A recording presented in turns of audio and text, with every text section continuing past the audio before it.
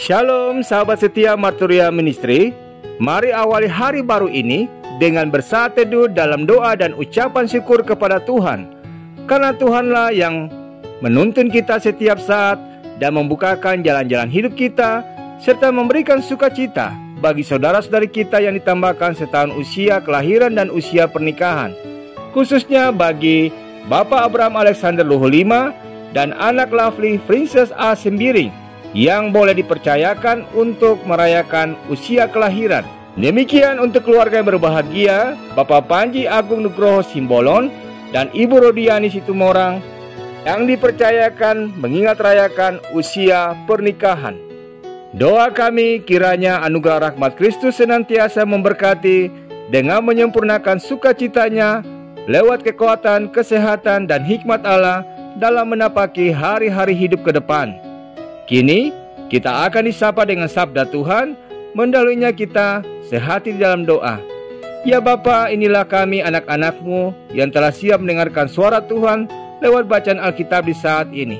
Berkati dan tolonglah kami dengan hikmat Allah dan Roh Kudus-Mu, sehingga kami dapat memaknai dan melakukannya dalam keseharian hidup kami. Demi Kristus Yesus kami berdoa. Amin. Bacaan kita di saat ini terambil dalam kitab Mazmur pasal 145 ayat pertama hingga ayat yang ke-7 yang menyatakan, puji-pujian dari Daud, aku hendak mengagungkan Engkau, ya Allahku, ya Raja, dan aku hendak memuji nama-Mu untuk seterusnya dan selamanya. Setiap hari aku hendak memuji Engkau, dan hendak memuliakan nama-Mu untuk seterusnya dan selamanya. Besarlah Tuhan dan sangat terpuji, dan kebesarannya tidak terduga. Angkatan demi angkatan akan memegahkan pekerjaan-pekerjaan-Mu dan akan memberitakan keperkasaanmu. Semarak kemuliaan-Mu yang agung dan perbuatan-perbuatan-Mu yang ajaib akan kunyanyikan. Kekuatan perbuatan-perbuatan-Mu yang dahsyat akan diumumkan mereka, dan kebesaran-Mu hendak kuceritakan. Peringatan kepada besarnya kebajikan-Mu akan dimasyurkan mereka, dan tentang keadilan-Mu mereka akan bersorak-sorai. Demikianlah sabda Tuhan. Saudaraku, Mazmur 145 ini ditulis Daud ketika ia menghadapi serangkaian tekanan, pergumulan, dan penderitaan. Bukannya mengeluhkan masa-masa sulit dalam hidupnya, Daud justru menyanyikan puji-pujian kepada Allah. Mulutnya pun penuh dengan pujian pengagungan kepada Allah yang kudus, bahkan tentang keadilan Tuhan yang dinyatakan dalam hidupnya. Sekalipun situasi yang ia hadapi tidak seperti apa yang ia harapkan. Lalu bagaimana dengan hidup kita, saudaraku? Seberapa sering kita merasa tidak puas dengan kehidupan kita? Perlahan namun pasti ketidakpuasan itu akan membuat kita ragu, lalu mempertanyakan keadilan Tuhan. Sejumlah pertanyaan yang sering kita ajukan pada Tuhan, misalnya, mengapa hidupku tidak sebahagia orang lain?